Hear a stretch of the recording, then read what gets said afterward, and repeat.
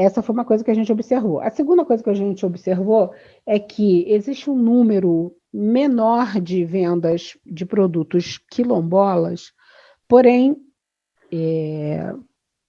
esses produtos eles são muito consistentes, que estão muito ligados à homogeneidade, à forma como as diversas etnias pretas que vieram, né, como que elas se organizaram. Então, tem um mercado muito estável, o número de produtos é menor, mas o preço é maior, dos produtos ligados à cultura,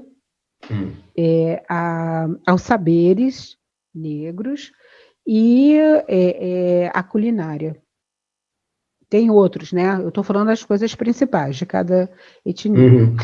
E, no caso dos ciganos, o que nós observamos foi que eles estão pulverizados, assim, na sociedade. Estão pulverizados, bem cigano.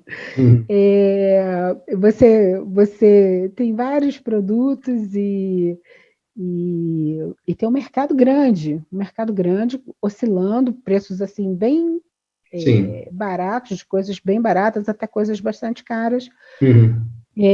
Mas aí não é pelas categorias, como eu estava falando, mas sim pelos produtos. Então, baralho cigano, moeda cigana, vela cigana, entendeu? Assim eles vão. Agora, essa busca foi uma busca meio espúria, meio contaminada, porque vem junto artigos religiosos, que a gente sabe que cigano não é religião, cigano é uma etnia, com cultura, com tradição.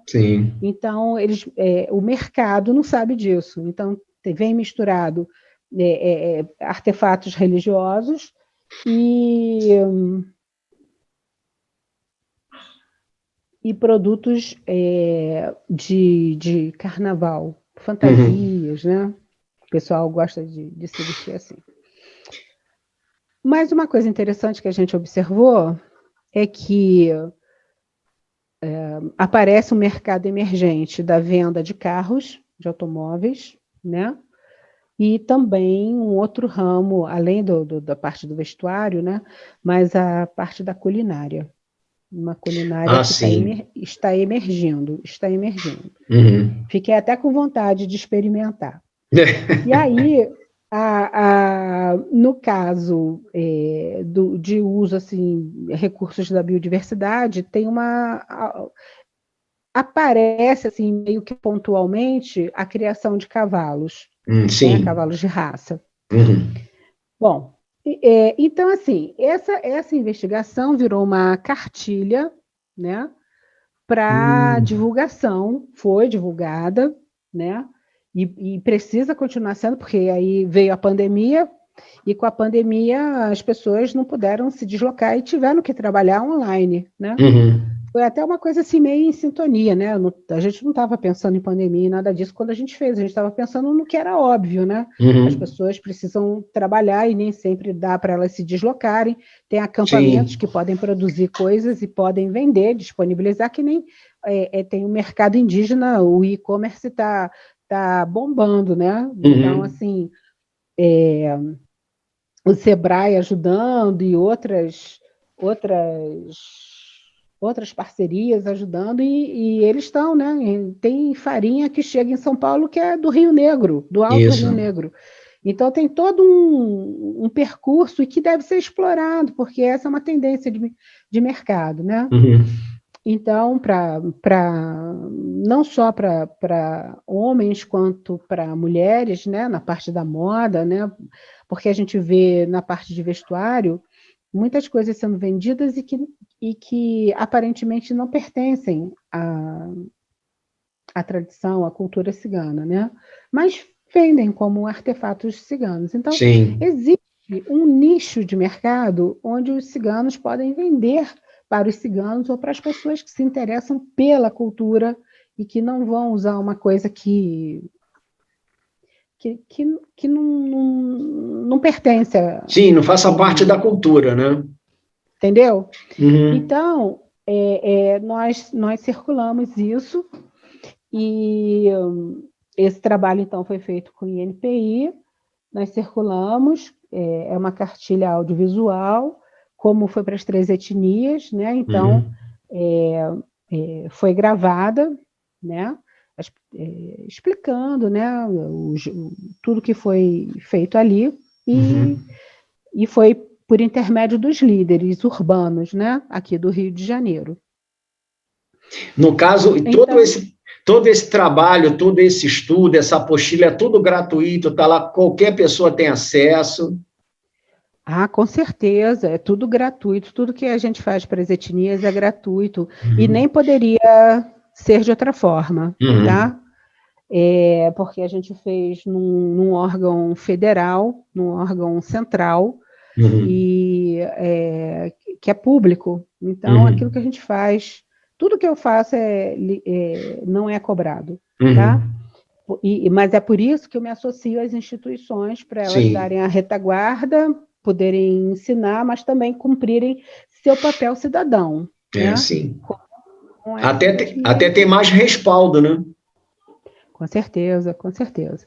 E aí, todo esse estudo ficou lá para os alunos também da pós-graduação, para que outras pessoas, cada um no seu ramo, possa desenvolver algum estudo, alguma coisa, né?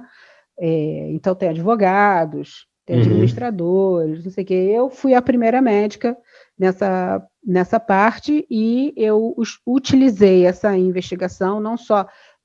Essa parte é uma parte da autonomia financeira, mas a gente estava pensando numa coisa maior, que era o bem imaterial, porque a minha formação é em bioética, né? Então, a bioética para os povos, para os seres humanos, ela, na sua legislação, nas suas resoluções, uma delas fala que a gente precisa preservar o bem-estar espiritual daquela pessoa. Né? Então, quando o bem-estar espiritual daquela pessoa, na resolução 510 de 2016, está relacionado à sua identidade, ao respeito à sua identidade, à sua continuidade histórica e à sua noção de pertencimento. Então, a gente trabalhou lá nessa parceria discutindo isso, verificando a legislação, vendo o que existia, não sei o quê, para discutir saúde.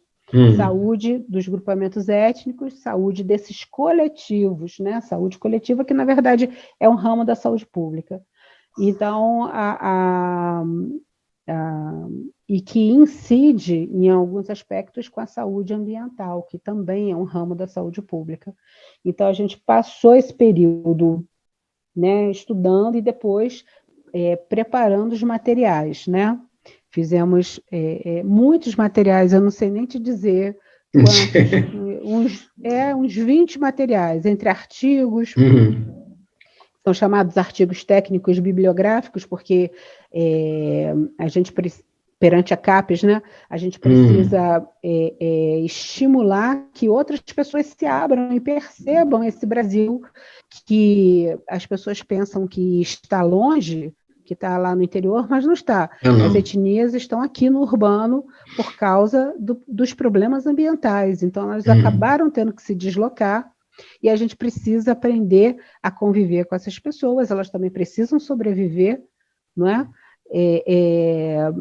E no caso dos indígenas, os indígenas urbanos, todas as etnias passam por uma questão que a gente chama dos determinantes sociais em saúde, são determinantes sociais sérios, são problemas sérios, e no caso dos indígenas urbanos, no Rio de Janeiro, eles correspondem ao grupo mais afetado com tuberculose, trabalham muito, mas estão sem condições, assim, de uma boa alimentação, não param de trabalhar. Todo mundo fala que indígena não trabalha, é ao contrário, eles não param de trabalhar, eles não descansam, porque não tem...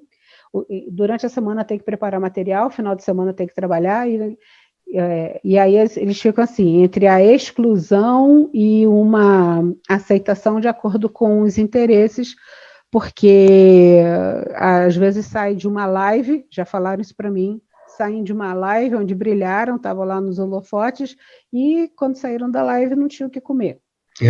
Então, assim, é um negócio muito sério, porque é um choque, um choque. Graças a Deus, com essa coisa da pandemia, as pessoas estão, assim, tomando consciência, né? Estão percebendo e estão buscando outras coisas para poderem realmente incluir, né? A gente sabe que a gente é um país de terceiro mundo, está em desenvolvimento, não são somente eles que sofrem e que passam por essas necessidades, mas como o estudo da Euphorbia tirucale, do Averroes, veio pelos ciganos, nessa característica ética, moral, espiritual e bioética de devolução, eu trabalho com as etnias, eu devolvo para as etnias. Eu acho que cada um fazendo num segmento da sociedade, né, várias soluções surgirão, mais e melhores, naturalmente. Eu faço aquilo até onde meu pé dá, né? Até onde eu consigo. Aquilo que dá, mas pelo menos está certo, e trabalho, então, nessa questão com os alunos da faculdade, que ajudam muito, e vão desenvolvendo essa competência cultural, essa questão relacional, essa aceitação, né? O respeito, isso é muito importante, né? Tem que conviver para perder os estereótipos, né? São pessoas. Sim. Até porque o Mio Vacite, né, o Caco Mio, sempre preocupado com a cultura, com as pessoas que trabalhavam com a cultura cigana, né? Toda a palestra dele, ele falava sempre que a cultura cigana teria que ter as pessoas que incentivassem, que estariam ali sempre, né, buscando alguma coisa, e teu trabalho também veio muito em cima disso, né, de parceria com ele. Pena que ele nos deixou, né? Meu padrinho de coração, né? É meu padrinho de casamento. Nosso padrinho de casamento. Nosso padrinho, né?